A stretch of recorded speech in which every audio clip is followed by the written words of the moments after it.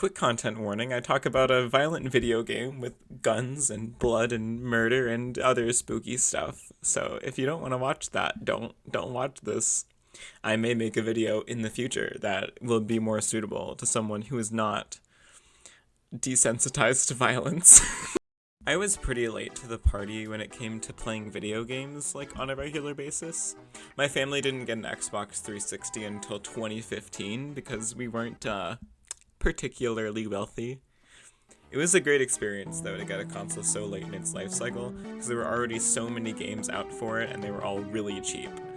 It was like 4 or 5 years before I moved on from it. Every once in a while, my parents would go out grocery shopping or something, and they'd come back with like 2 or 3 games. They would just pick up something they wanted or something they thought looked cool, because my parents also occasionally played video games. One of these times, my mom brought home Tomb Raider from 2013, because she liked the movies from the 2000s. I don't remember being particularly interested, as I was probably playing Batman Arkham Asylum for like the 3rd time. Eventually, though, I did try it out, and I enjoyed the game quite a bit. I played through the game and finished it on Christmas Eve, taking for granted the cozy feeling I used to get from Christmas time, and the sense of accomplishment I used to get from finishing something. I liked it, I mean. I probably played it like 3 more times in the following years. It's a really solid game that combines rewarding exploration, fun combat, and intuitive puzzle solving really well. It has a really good story and setting with decent characters. It also has a female protagonist whose depiction doesn't make me hate video games and the people who play them with a burning passion, and make me angrily agree with that woman from BuzzFeed that everybody memed a few years ago. I wrote a blog post a while ago about why I f***ing hate video games. Because this is what it does, it appeals to like the male fantasy. She was right, by the way. People just hated on her for saying something controversial. Basically, the story of the game is that Lara and an older archaeologist, James Whitman, are on an expedition to find the lost kingdom of Yamatai, an ancient Japanese kingdom once ruled by Himiko, the Sun Queen. They are joined by Samantha, Laura's friend, who is also a descendant of Himiko. She's documenting the expedition for a prospective documentary starring Whitman. There's also Roth, captain of the Endurance, and an old friend of Laura's. He acts as sort of a mentor to Lara, although at this point Lara is experienced enough so that all he really needs to do is just remind her of her capabilities. He's also voiced by Robin Atkin Downes. Hamburger. So all I hear when he speaks is a British version of Kaz from Metal Gear Solid, and I wouldn't have it any other way. I'm the captain here. It's my decision. We're going into the dragon's... Another thing that I thought was really funny is that Robin Atkin Downes also does an additional voice in the game for a few of the journal entries, where he plays a German guy, so he literally just sounds like the medic from TF2. Months of excavation has at last yielded new information concerning the weather patterns gripping this island. Anyway, that's how I lost my medical license. There's also Jonah, a guy from New Zealand that plays a more major role in the subsequent games, but still does cool stuff in this game, like cook and just be a big dude. There's also Reyes, the mechanic of the Endurance. There's Alex, redditor of the Endurance, and then the best character, Grim, helmsman of the Endurance, and the most intelligible Scottish person ever to exist. Got 30 years experience, 2 PhDs, 1 in East Asian history, so why don't you just stick to boats, Mr. Grimm? Ship, Dr. Whitman. It's a ship. You don't need a PhD to know that. The cast besides Lara is less fleshed out, but they're honestly pretty excellent considering how many of them there are compared to the main cast of other games like Uncharted, where there's only like 2 or 3 side characters. Reyes, Alex, and James all have little character arcs that I thought were good. They weren't played out or unbelievable, and they don't distract from the more important parts of the plot. For example, Reyes doesn't trust Lara for pretty sound reasons.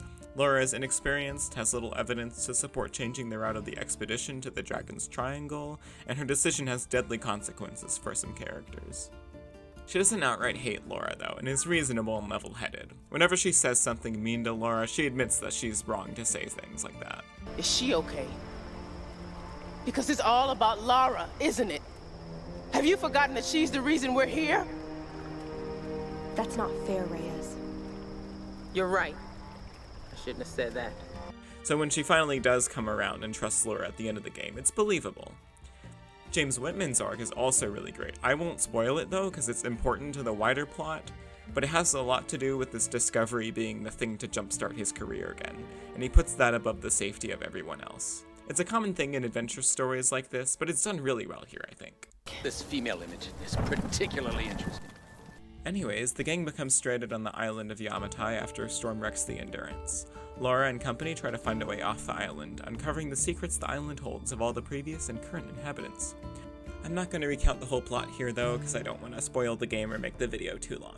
What's important though is that this is one of Laura's earliest adventures in which she is stranded on a mysterious and dangerous island and is tasked with getting herself and her friends home alive. The setting is honestly fantastic. Visually, it's beautiful and creepy. The game always brings me to such nice places. It takes you to the tops of cliffs above the sea, to the tops of forests. Even the shantytown level is visually impressive. It's so dense and cluttered. A lot of times when you're climbing someplace high, the camera will pan out to show you the surrounding environment or the deadly drop below you. The island is so weird and mysterious. There are the storms that cause shipwrecks and plane crashes, stopping anyone from leaving alive. There's the cult that kills any outsiders they can't indoctrinate, and there's the members of the cult, spanning many nationalities depending on where they came from. There are Americans, Germans, Russians, and people of other nationalities in the cult. What's really cool about the mix of nationalities is how it influences the gameplay and setting. You'll explore ancient Japanese ruins, Japanese bunkers from World War II, and a German research facility. The weapons you get from the enemies are also from different backgrounds. The rifle, for instance, goes from a World War II Japanese machine gun to a Kalashnikov. Roth even procures a Gewehr, a German rifle. I think this detail is a really cool extension of the idea that everything the locals have comes from shipwrecks from many different places and times, and how the island in general is just a mishmash of different stuff.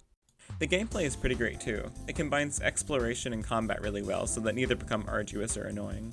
Exploration involves the normal progression of the game since the game is about exploring the island, but also the exploration of areas in the game for relics, salvage, journals, and tombs. I hate tombs.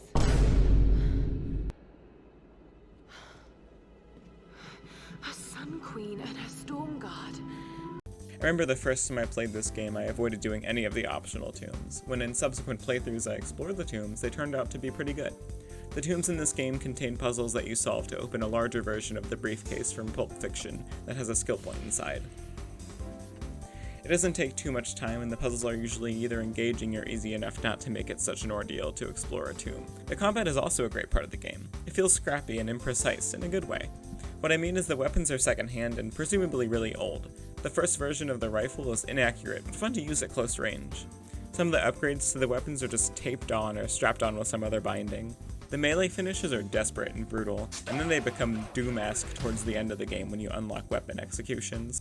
The lack of a definite button to lock you into cover like Gears of War adds to the scrappy feeling too, and I love it. I also feel like the game was going for a survival horror spin on the adventure game genre, which I think it totally nails. You're constantly getting thrown into creepy tombs and cult layers where you crawl under boulders and squeeze through cracks in the wall. There are bodies all over the place in some areas and other creepy elements that add to this feeling. This game also uses the survival horror trope of isolation from other people to sell the tone of the game. You only reunite with other survivors occasionally between gameplay, kind of like Resident Evil 1 and Dead Space.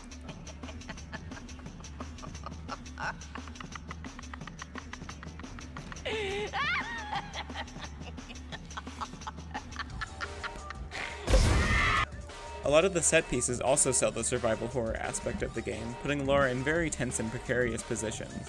There are also a lot of climbing parts too, where you're on a very unsteady surface that feels like it could fall apart, or is falling apart. Sometimes the wind is blowing and the camera shakes so that it's harder to focus on what you're doing. Of course, this is a trope of the adventure game genre, but I feel like it's sort of mixed in with the survival horror stuff I mentioned.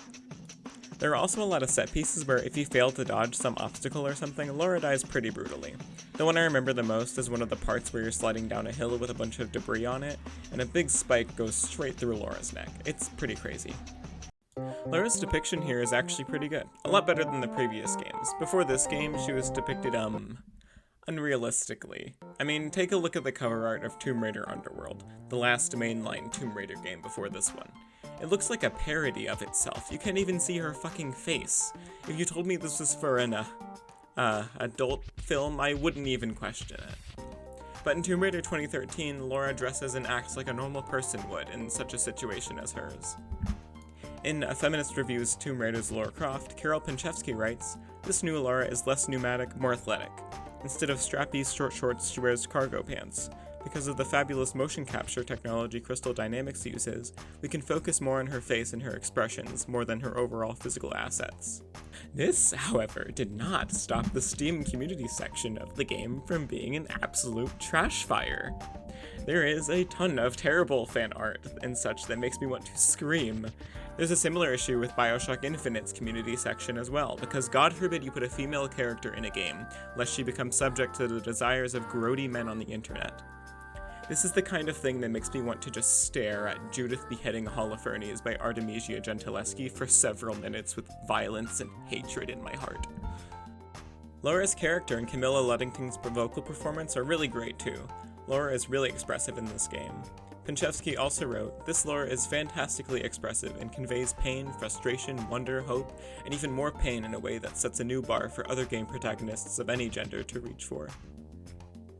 Another thing, not an actual criticism, but one thing I think is funny about her performance though, is at one point she yells threateningly at the enemies, but it just kind of sounds expressionless. Maybe like she's scared. Run, you bastards! I'm coming for you all! But it reminded me of the parts in the English dub of Serial Experiments Lane when Lane speaks authoritatively, and it sounds really stilted. Why don't you shut up? Who the hell cares about any of that old crap anyway? Don't waste my time.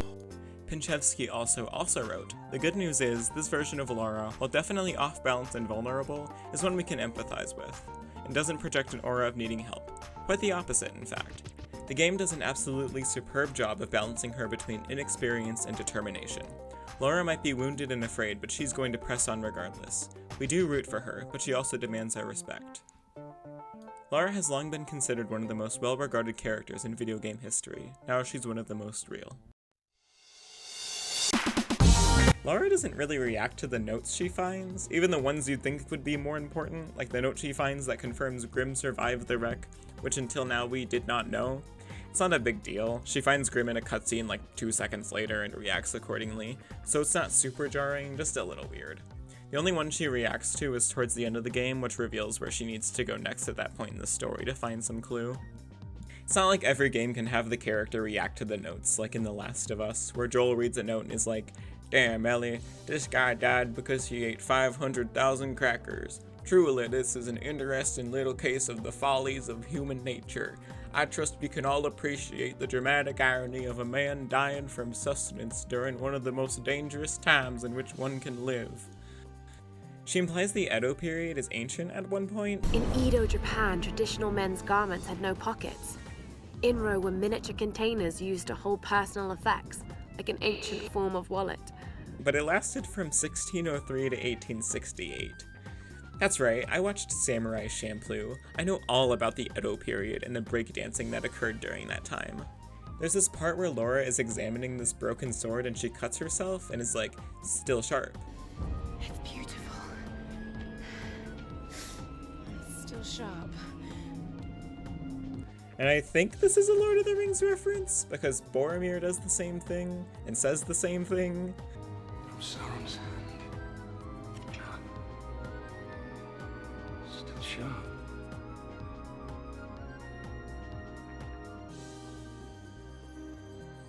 I want you. What? I'm glad they didn't really mention Trinity a lot in this game. Apparently, if you find all the GPS caches, there's a secret story about a Trinity operative going to the island for the same reason as you, but outside of that, there's only one note that I found that briefly mentions them. I feel like with reboots and prequels, writers really like to throw hints and mentions of in-universe stuff right into the audience's face for fan service, or to establish stuff for future installments.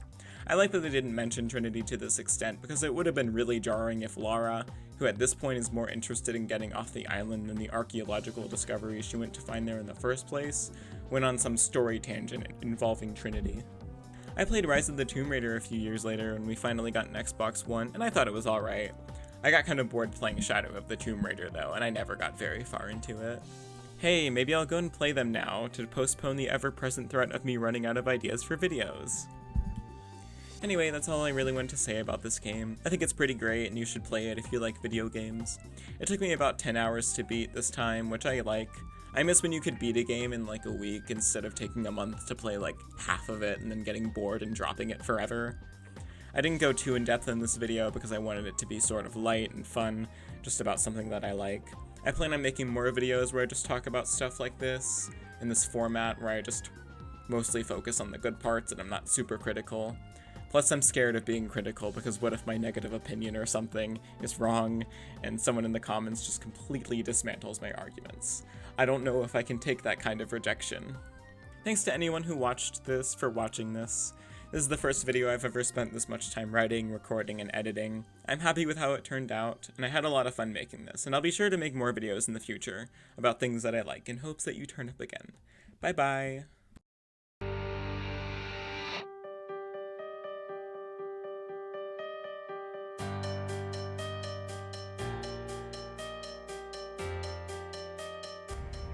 Halo, it's finished. No, I think we're just getting started. What I